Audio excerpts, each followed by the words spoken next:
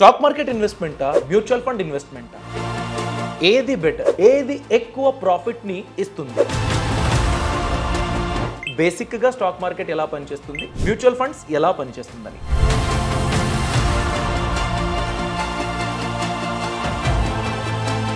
చూడండి. Mutual funds అనేది ఇప్పుడు ఒక కంపెనీ ఉంది, ఆ కంపెనీలో షేర్స్ ఉన్నాయి. ఒక్క షేర్ వాల్యూ 500 రూపీస్. నా దగ్గర 500 రూపీస్ ఉంటే స్టాక్ మార్కెట్లో వెళ్తా, లిస్ట్ అయిన ఆ కంపెనీని సెర్చ్ చేస్తా, నాదొక డీమ్యాట్ అకౌంట్ ఉంది, 500 రూపీస్ ట్రాన్స్ఫర్ చేస్తా, ఆ షేర్ నా పేరుకి వచ్చేస్తుంది, నా డీమ్యాట్ అకౌంట్కి వచ్చేస్తుంది. అదే మ్యూచువల్ ఫండ్స్ అలా కాదు. నా దగ్గర 500 రూపీస్ ఇన్వెస్ట్ చేయడానికి నా దగ్గర ఉన్నదే 100 రూపీస్. నేను 100 రూపీస్ ఎస్ఐపి పెడతా, సిస్టమాటిక్ ఇన్వెస్ట్మెంట్ ప్లాన్లో 100 రూపీస్ ఎవ్రీ మంత్ పెడతా. ఆ 100 రూపీస్ ఫండ్ మేనేజర్ నాలాగే ఇంకో 1000 మెంబర్స్ దగ్గర 100 రూపీస్ తీసుకుంటారు. 1 lakh 2 lakh 5 crore 10 crores rupees అయ్యింది. ఆ 10 crores నాలాగే అందరి దగ్గర తీసుకున్న 100 రూపీస్ని కలిపి ఇలాంటి ఒక 72 కంపెనీయో 100 కంపెనీయో 50 కంపెనీయో ఆ కంపెనీల స్టాక్ల మీద ఇన్వెస్ట్మెంట్ పెడతారు. అంటే ఇండైరెక్ట్గా నా దగ్గర ఒక్క కంపెనీ ఒక్క స్టాక్ కొనుక్కోవడానికి నా దగ్గర డబ్బులు లేవు, 500 రూపీస్ లేవు. నేను పెట్టిందే 100 రూపీస్ ఇన్వెస్ట్మెంట్, కానీ నా 100 రూపీస్ ఇన్వెస్ట్మెంట్ 70, 20, 30 ఇలా రేంజ్ ఆఫ్ కంపెనీస్ మీద ఇన్వెస్ట్ అయ్యింది ఇండైరెక్ట్గా.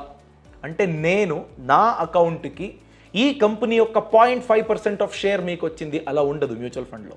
మ్యూచువల్ ఫండ్లో మీరు 100 రూపీస్ పెట్టారు, ఆ మ్యూచువల్ ఫండ్ హౌస్ యొక్క 10 రూపీస్ యూనిట్ ప్రైస్ ఉంటే 10 యూనిట్స్ మీకు వచ్చేస్తుంది మీరు పే చేసిన 100 రూపీస్కి. 20 రూపీస్ ఉంటే 5 యూనిట్లు వచ్చేస్తాయి. 25 రూపీస్ ఎన్ఏవి ఉంటే మీకు 4 యూనిట్లు మ్యూచువల్ ఫండ్ అనేది అలాట్ అవుతుంది. ఇలా డిస్ట్రిబ్యూట్ అవుతుంది. ఇది బేసిక్ డిఫరెన్స్. ఇప్పుడు మనం ఈ మ్యూచువల్ ఫండ్ మీనింగ్ ఏంటి, ఓనర్షిప్ ఎలా ఉంటుంది, రెస్పాన్సిబిలిటీ ఎవరి మీద ఉంటుంది, డిసిషన్ మేకింగ్ ఎవరి మీద ఉంటుంది, ఇవన్నిటి గురించి ఒక కంపారిజన్ని చూద్దాం, సరేనా? మొదటిది అర్థం. మ్యూచువల్ ఫండ్ అనేది ఎక్కువ మంది పెట్టుబడిదారుల నుండి ఇస్తుంది, అంటే పూల్ ఆఫ్ మనీని చేస్తుంది. అదే స్టాక్స్ అని మీరు చూస్తే అది ఒక పర్సన్ ఆయన దగ్గర డబ్బు ఉంటే డబ్బును పే చేసి ఒక కంప్లీట్ యూనిట్ ఆఫ్ స్టాక్ని పర్చేస్ చేసుకుంటారు. ఇది పూల్ ఆఫ్ మనీ లాగా పనిచేయదు. అదే మీరు మ్యూచువల్ ఫండ్ అని చూస్తే సేకరించిన ఈ డబ్బుని మ్యూచువల్ ఫండ్ పోర్ట్ఫోలియోలో ఇన్వెస్ట్మెంట్ చేస్తారు. అదే మీరు స్టాక్ మార్కెట్ అని చూస్తే ఒక కంపెనీ యొక్క మూలధనం, ఒక క్యాపిటల్ కావాల్సి వస్తుంది. అంటే ఒక కొత్త టెక్నాలజీ కావాలి, కొత్త ప్రోడక్ట్ని విడుదల చేయాలి, అందుకని రీసెర్చ్ చేయాలి, దానికి చాలా డబ్బు అవసరం. అప్పుడు ఈ షేర్స్లను బయర్స్కి అవైలబుల్ చేస్తారు. ఎవరైతే డబ్బు ఇచ్చి పే చేస్తారో వాళ్ళకి ఆ స్టాక్ అనేది అలాట్ అవుతుంది. అలా స్టాక్ మార్కెట్ పనిచేస్తుంది. కేటగిరీ మీరు చూస్తే మ్యూచువల్ ఫండ్లో ఓనర్షిప్ అని చూస్తే మ్యూచువల్ ఫండ్లో యూనిట్లను సొంతం చేసుకుంటారు. అంటే నాది ఈ కంపెనీ యొక్క ఇంత షేర్లు ఉన్నాయి అని ఉండదు. ఒక మ్యూచువల్ ఫండ్ పోర్ట్ఫోలియో ఉంది, కంపెనీ ఉంది, ఆ మ్యూచువల్ ఫండ్ కంపెనీలో ఇంత యూనిట్లు నాకు వచ్చింది అలా ఉంటుంది. స్టాక్ మార్కెట్లో ఇంత షేర్స్ మీ డిమాట్ అకౌంట్లో ఉంది, డిమెటీరియలైజ్డ్ ఫార్మ్లో ఉంది అనే క్లారిటీ ఉంటుంది. ఇక్కడ అలా ఉండదు. ఒక ఇండైరెక్ట్ ఓనర్షిప్ మీకు వస్తుంది మ్యూచువల్ ఫండ్లో, డైరెక్ట్ ఓనర్షిప్ స్టాక్ మార్కెట్లో వస్తుంది. అంటే మీకు ఈ ఓటింగ్ రైట్లు ఉంటాయి. స్టాక్ మార్కెట్లో మీరు ఒక కంపెనీ షేర్ని కొనుక్కుంటే మ్యూచువల్ ఫండ్లో ఇన్వెస్ట్ చేశారు కాబట్టి అక్కడ మీకు ఏ విధమైన ఓటింగ్ రైట్స్ ఉండవు. నెక్స్ట్, నిర్వహణ. మ్యూచువల్ ఫండ్లో మీకు నిర్వహణ చేసేదానికి ఏమీ ఉండదు. మీరు ఇన్వెస్ట్ చేశారు, ఒక ఫండ్ మేనేజర్ ఉంటారు, ఆయన మీ డబ్బుని మేనేజ్ చేస్తారు. సో నిర్వహణ అనేది కంప్లీట్గా జీరో మ్యూచువల్ ఫండ్ అని మీరు చూస్తే. అదే స్టాక్ మార్కెట్లో మీరే రీసెర్చ్ చేస్తారు, మీరే కనుక్కుంటారు ఈ కంపెనీ ఎలా ఉంది, ఏ విధమైన ప్రోడక్ట్ వస్తుంది, మార్కెట్లో డిమాండ్ ఉందా లేదా, ఇవన్నీ మీరే అనలైజ్ చేస్తారు. అందుకనే నిర్వహణ కంప్లీట్గా మీ పైనే ఉంటుంది. నెక్స్ట్, వివిధీకరణ, డైవర్సిఫికేషన్. ఇది చాలా ఇంపార్టెంట్. మ్యూచువల్ ఫండ్లో మీకు దొరికే one of the major benefit అంటే డైవర్సిఫికేషన్. నేను అప్పుడే చెప్పాను కదా, నా దగ్గర ఒక్క స్టాక్కే డబ్బు లేదు, పెట్టిన జస్ట్ 100 రూపీస్లో కొన్ని కంపెనీల మీద ఇన్వెస్ట్మెంట్ పెట్టాను. అది మ్యూచువల్ ఫండ్ ద్వారానే కలిగింది. అదే స్టాక్ మార్కెట్లో అలా అవ్వదు. ఒక్క సెక్టర్లో పనిచేస్తున్న ఏదో ఒక కంపెనీ యొక్క స్టాక్ని మీరు కొనుక్కుంటారు. ఆ సెక్టర్ పని చేయకపోతే మీ ఇన్వెస్ట్మెంట్ అంతగా డబ్బుని, అంతగా లాభాన్ని మీకు అందించదు. ఆ డైవర్సిఫికేషన్ అనేది మీకు రావాలంటే ఎక్కువ కంపెనీల మీద మీరు ఇన్వెస్ట్మెంట్ పెట్టాలి, అంటే ఎక్కువ ఇన్వెస్ట్మెంట్ పెట్టాలి. మ్యూచువల్ ఫండ్లో మినిమం ఇన్వెస్ట్మెంట్తో మీరు 100 రూపీస్ పెట్టినా డైవర్సిఫికేషన్ అవుతుంది, 10,000 రూపీస్ పెట్టినా కూడా డైవర్సిఫికేషన్ అవుతుంది. స్టాక్ మార్కెట్లో అలా కాదు. ఎక్కువ కంపెనీల మీద ఇన్వెస్ట్మెంట్ చేయాలంటే ఎక్కువ డబ్బుని మీరు అక్కడ వినియోగించాలి. అది అల్టిమేట్లీ వివిధీకరణ అని మీరు చూస్తే మీకు కలిగే లాభం. పెట్టుబడి నియంత్రణ అంటే పోర్ట్ఫోలియోను మీరు ఎలా రీబ్యాలెన్స్ చేయొచ్చు అనే విషయం. మ్యూచువల్ ఫండ్లో ఆ రెస్పాన్సిబిలిటీ మీ దగ్గర ఉండదు, ఆ కంట్రోల్ కూడా మీ దగ్గర ఉండదు. ఫండ్ మేనేజరే చూసుకుంటారు. ఈ సెక్టర్ బాగుంది, ఈ సెక్టర్ పని చేయలేదు, నేను ఇప్పుడు కన్స్ట్రక్షన్ సెక్టర్ మీద పెట్టబోతున్నాను, హెల్త్ కేర్ సెక్టర్ మీద పెట్టుబడి పెడితే చాలా బాగుంటుంది. ఇలా ఒక స్టడీ ఉంటుంది కదా, సర్వీసు, ఐటీ సెక్టారు, ఇలా ఆ సెక్టర్లు ఏ సెక్టర్ అయితే బాగా పనిచేస్తుందో సెక్టర్ల మీద కాన్సన్ట్రేట్ చేసి రీఅరేంజ్ చేయడం, ఆ కంట్రోల్ ఫండ్ మేనేజర్ దగ్గర ఉంటుంది మ్యూచువల్ ఫండ్లో. స్టాక్ మార్కెట్లో కంప్లీట్గా మీ మీద ఉంటుంది, మీ రీసెర్చ్ మీద ఉంటుంది. మీ రీసెర్చ్ బాగా లేదా మీరు తీసుకునే డెసిషన్ కూడా అందుకనే కంట్రోల్ కంప్లీట్గా మీ దగ్గర ఉంటుంది. తప్పైనా సరి అయినా మీ దగ్గరే ఉంటుంది. రిస్క్ అని మీరు చూస్తే మ్యూచువల్ ఫండ్లో కంపారిటివ్లీ తక్కువ రిస్క్, ఎందుకంటే ఎక్స్పర్ట్ మీ అమౌంట్ని మేనేజ్ చేస్తారు. స్టాక్ మార్కెట్లో రిస్క్ అన్నది ఎక్కువ, వాలటిలిటీ కంపారిటివ్లీ ఎక్కువ when you compare with mutual fund. ఎందుకంటే మీరే డిసిషన్ తీసుకోవాలి. ఒక 5 డేస్ మేనేజ్ చేశారు, 1 వీక్ మీ పోర్ట్ఫోలియోని మీరు చూడనే లేదు, మీకు అంత ఎక్స్పర్టీజ్ లేదు, టెక్నికలీ మీకు తెలియదు ఎందుకు ఇలా అవుతుందని, అప్పుడు మీకు ప్రాపర్ డిసిషన్ తీసుకోవడానికి అవ్వదు, అప్పుడు లాస్ అవుతుంది. అందుకనే స్టాక్ మార్కెట్లో రిస్క్ అన్నది కంపారిటివ్లీ ఎక్కువ. అగైన్ మ్యూచువల్ ఫండ్లో ఇన్వెస్ట్మెంట్ పెట్టేది కూడా ఇండైరెక్ట్గా స్టాక్ మార్కెట్ల మీదనే, అందుకనే రిస్క్ కూడా ఉంటుంది, కంపారిటివ్లీ లో, ఎందుకంటే ఎక్స్పర్ట్ ఉన్నారు. నెక్స్ట్ కీ ఫ్యాక్టర్ కాల వ్యవధి.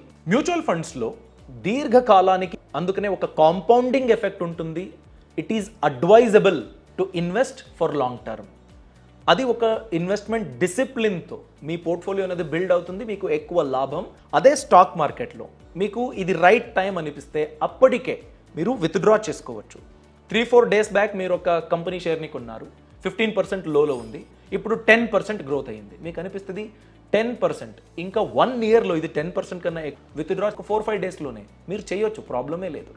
కానీ మ్యూచువల్ ఫండ్లో అలా మీరు ఎగ్జిట్ లోడ్ పే చేయాలి. 1%, 1.5% ఉంటుంది. ఎందుకంటే మినిమం అట్లీస్ట్ 1 ఇయర్ మీరు మ్యూచువల్ ఫండ్ యూనిట్ని హోల్డ్ చేస్తే ఎగ్జిట్ లోడ్ అన్నది ఉండదు. అందుకనే ఆ కంట్రోల్ మీ దగ్గర ఉండదు. ఇది కాల వ్యవధిని చూస్తే. నెక్స్ట్ కీ ఫ్యాక్టర్ పెట్టుబడి క్రమశిక్షణ. అంటే మీరు ఎంత డిసిప్లిన్గా ఇన్వెస్ట్ చేయగలుగుతారు. మ్యూచువల్ ఫండ్లో SIP అనే ఆప్షన్ ఉంది. సిస్టమాటిక్ ఇన్వెస్ట్మెంట్ ప్లాన్ ద్వారా క్రమం తప్పకుండా పెట్టుబడులను చేయడం సులభం మీకు. అంటే ఎవ్రీ మంత్ మీ పేమెంట్ వచ్చిన నెక్స్ట్ డేనే ఇంతో కొంత మీరు ఇన్వెస్ట్మెంట్ చేసేస్తారు, 5,000 2,000, మీకు స్ట్రెంగ్త్ ఎంత ఉందో అంత మీరు ఇన్వెస్ట్ చేయగలుగుతారు. స్టాక్ మార్కెట్లో అలా కాదు. అంటే ఎంట్రీ టైం ఎప్పుడు ఇవ్వాలి, ఈ టైంలో ఈ స్టాక్ని కొనడం అంతగా లాభం అవుతుందా లేదా, is this the proper entry point, is this the proper exit point, ఇప్పుడు నేను తీసుకోవచ్చా, ప్రాఫిట్ బుకింగ్ చేసుకోవచ్చా, ఇవన్నీ మీ అనాలిసిస్ మీద స్టాక్ మార్కెట్లో. అంటే కంప్లీట్ ఎంట్రీ అండ్ ఎగ్జిట్ అనే రిస్క్ ఉంటుంది కదా, అది చాలా ఎక్కువ ఉంటుంది. మ్యూచువల్ ఫండ్లో రూపీ కాస్ట్ యావరేజింగ్ అనే ఒక టర్మ్ ఉంది. ఇప్పుడు మార్కెట్ డౌన్ అయింది, నేను 100 రూపీస్ ఇన్వెస్ట్ చేశాను, నాకు 12 యూనిట్ ఆఫ్ మ్యూచువల్ ఫండ్ వచ్చింది, ఎందుకంటే మార్కెట్ డౌన్ ఉంది. నేను next month same date invest చేస్తా, మార్కెట్ అప్ ఉంది, కొంచెం పెరిగింది, కొంచెం రికవర్ అయ్యింది, అప్పుడు నాకు ఆ డేట్ యొక్క NAV ఆధారంగా నాకు 8 యూనిట్సో 9 యూనిట్సో వస్తాయి. ఇలా మార్కెట్ డౌన్ ఉంటే ఎక్కువ యూనిట్లు, మార్కెట్ అప్ ఉంటే తక్కువ యూనిట్లు, ఇలా నాకు ఒక యావరేజింగ్ అనేది వస్తుంది. స్టాక్ మార్కెట్లో అలా ఉండదు. ఎంట్రీ ఎగ్జిట్ మీరు వెయిట్ చేయాలి చాలా పేషెన్స్తో. మ్యూచువల్ ఫండ్లో సిస్టమేటిక్గా ఏ టెన్షన్ లేకుండా మీరు ఆ డేట్కి ఇన్వెస్ట్ చేయొచ్చు. నెక్స్ట్ ఫ్యాక్టర్ అనుభవం. చూడండి, మీరు మ్యూచువల్ ఫండ్లో ఇన్వెస్ట్మెంట్ చేయాలంటే చాలా టెక్నికల్గా తెలుసుకోవాలి, నాకు కంపెనీ అనాలిసిస్ రావాలి, కంపెనీ మెట్రిక్స్ ఏంటి, కంపెనీ ఎలా పనిచేస్తుంది, ఇవన్నీ తెలుసుకోవాలి. ఇవన్నీ ఏం లేవు. ప్రాపర్గా ఒక ఫండ్ ఇంటెన్షన్ ఏంటి, ఎలాంటి థీమ్ మీద ఇన్వెస్ట్ చేస్తుంది, ఇది మీకు తెలిసినట్లయితే మీరు ఆరామ్సే ఇన్వెస్ట్ చేయొచ్చు. కానీ స్టాక్లో అలా కాదు. మీకు ఆ స్టాక్ ఏ సెక్టార్లో ఉంది, ఎలాంటి ప్రోడక్ట్ని ఇస్తుంది, కాంపిటీషన్ ఎవరు, ఎంత అప్ ఉంది ఆ కంపెనీ మీద, ఎలాంటి పర్ఫార్మెన్స్ ఇచ్చింది లాస్ట్ 3 ఇయర్స్లో 2 ఇయర్స్లో, ఆ డిజైన్కి డిమాండ్ ఉందా లేదా, రెవెన్యూ ఎలా జనరేట్ అవుతుంది, ఇవన్నీ మీకు ప్రాపర్గా తెలియాలి. అంటే క్యాష్ ఇన్ఫ్లో ఉందా లేదా, కంపెనీ ప్రమోటర్స్ ఎక్కువ షేర్లని సెల్ చేసేసారా. ఎందుకంటే కంపెనీ ప్రమోటర్ నా దగ్గర 70% షేర్ ఉంది, ఏదో ప్రాబ్లం అయింది కంపెనీలో, ఇంటర్నల్ ప్రాబ్లం, నేను నా షేర్ని సెల్ చేసేసాను, 70% నుండి 30%కి వచ్చేసా. అప్పుడు అనిపించాలి ఎందుకు ప్రమోటర్ షేర్ ఎందుకు డ్రాస్టిక్గా సడన్గా ఇంత చేంజ్ అయింది, కంపెనీలో ఏదో జరగబోతుంది, ఇవన్నీ మీకు తెలియాలి. లేకపోతే మీ ఇన్వెస్ట్మెంట్ లాస్ అవుతుంది. అందుకనే ఆ స్టడీ రెస్పాన్సిబిలిటీ అనేది స్టాక్ మార్కెట్లో మీరు ఇన్వెస్ట్ చేసినట్లయితే మీ మీద ఉంటుంది. మ్యూచువల్ ఫండ్స్లో అలా కాదు. అందుకే మనం అనుభవం ఒక ఫ్యాక్టర్ని కన్సిడర్ చేశాం. మీకు ఎక్స్పీరియన్స్ ఉంటే ఎక్స్పీరియన్స్ కొద్దీ మీకు అర్థమవుతుంది ఇలాంటి ఫ్యాక్టర్స్ని నేను అబ్జర్వ్ చేయాలి, ఇలాంటి ఫ్యాక్టర్స్ నెగటివ్గా పాజిటివ్గా ఉంటే నేను ఇన్వెస్ట్ చేయాలో ఎగ్జిట్ అవ్వాలో ఇది నాకు అర్థమవుతుంది అనేది అనుభవం ద్వారా మీకు తెలియబడుతుంది. మ్యూచువల్ ఫండ్లో అంత పెద్దగా మీకు ఎక్స్పీరియన్స్ ఉంటే మాత్రమే ఇన్వెస్ట్ చేయాలి అలా ఏం లేదు. లాస్ట్ ఫ్యాక్టర్ లిక్విడిటీ అంటే లభ్యత.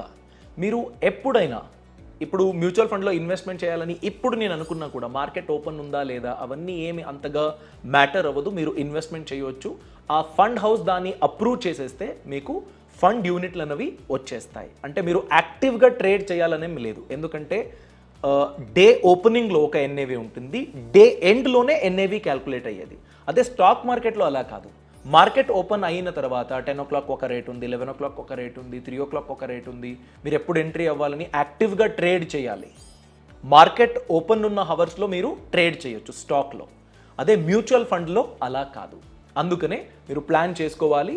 లిక్విడిటీ కాకపోతే availability for buying and selling అని చూస్తే మ్యూచువల్ ఫండ్లో ఎక్కువ అవైలబిలిటీ ఉంటుంది. అలాగే opening time and ending time rate difference అవుతుంది. నేను ఇప్పుడు ఎంట్రీ ఇస్తా 10 o'clock ఏదో అవుతుంది, 11 o'clock ఏదో అవుతుందని మ్యూచువల్ ఫండ్లో ఉండదు. స్టాక్ మార్కెట్లో అలా యాక్టివ్గా రేట్ ఫ్లక్చుయేషన్స్ అనేది ఉంటుంది. ఇప్పుడు మనం మ్యూచువల్ ఫండ్ అలాగే స్టాక్ మార్కెట్ ఇన్వెస్ట్మెంట్ ఈ రెండిట్లో పాజిటివ్స్ ఏంటి, నెగటివ్స్ ఏంటి, ప్రోస్ అండ్ కాన్స్ ఏంటి దాని గురించి చూద్దాం. ఇప్పుడు మ్యూచువల్ ఫండ్ని మీరు చూస్తే ప్రోస్ అని మీరు అబ్జర్వ్ చేస్తే ప్రొఫెషనల్ మేనేజ్మెంట్ అంటే ఒక ఎక్స్పర్ట్ మీ ఫండ్ని మేనేజ్ చేస్తారు. రిస్క్ కంపారిటివ్లీ తక్కువ అవుతుంది ఎందుకంటే డైవర్సిఫికేషన్ ఉంది. టాక్సేషన్ అంటే ట్యాక్స్ సేవింగ్ మ్యూచువల్ ఫండ్లు ఉన్నాయి. ELSS equity linked saving scheme అక్కడ మీరు ఇన్వెస్ట్మెంట్ చేస్తే మ్యాక్సిమం 1.5 lakh వరకు under section 80C of income tax మీకు ట్యాక్స్ సేవింగ్ ఆప్షన్ అనేది లభిస్తుంది. అలాగే కాన్స్ అంటే నెగటివ్స్ ఏంటి అని మీరు చూస్తే మీకు సంపూర్ణంగా కంట్రోల్ ఉండదు. మీ కంట్రోల్లో మీరు అనుకున్న కంపెనీలో ఇన్వెస్ట్ చేయడానికి అనే ఆప్షన్లు ఉండవు.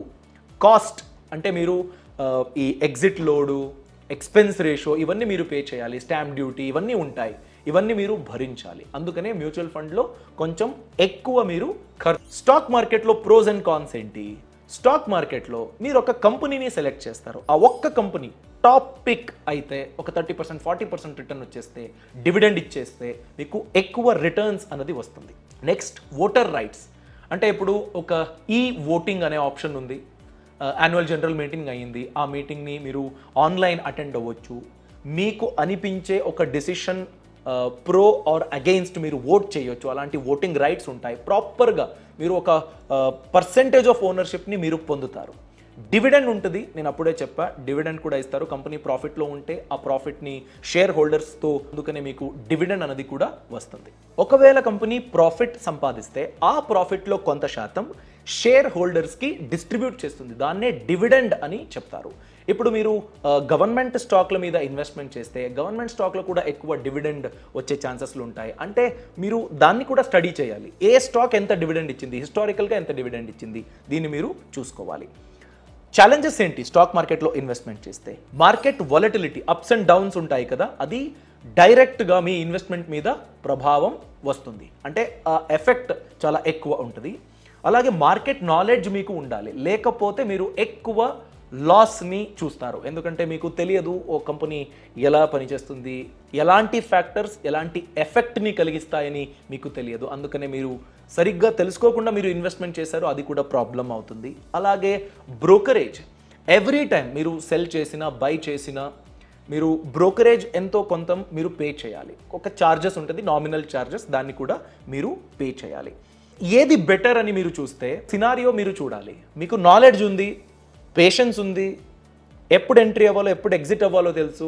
అలా అయితే స్టాక్ మార్కెట్ ఇన్వెస్ట్మెంట్ మీకు ఎక్కువ లాభం కలిగిస్తుంది. నాకేమీ తెలియదు స్టాక్ మార్కెట్ గురించి, అంతగా నాకు నాలెడ్జ్ లేదు, నేను ఇండివిజువల్గా మేనేజ్ చేయడానికి అవ్వదు అనుకుంటే mutual funds best option. Long టర్మ్లో ఎక్కువ రిటర్న్స్ అనేది సేఫ్గా, అంటే రిలేటివ్లీ లెస్ రిస్కీ సిచ్యువేషన్తో మీకు వస్తుంది.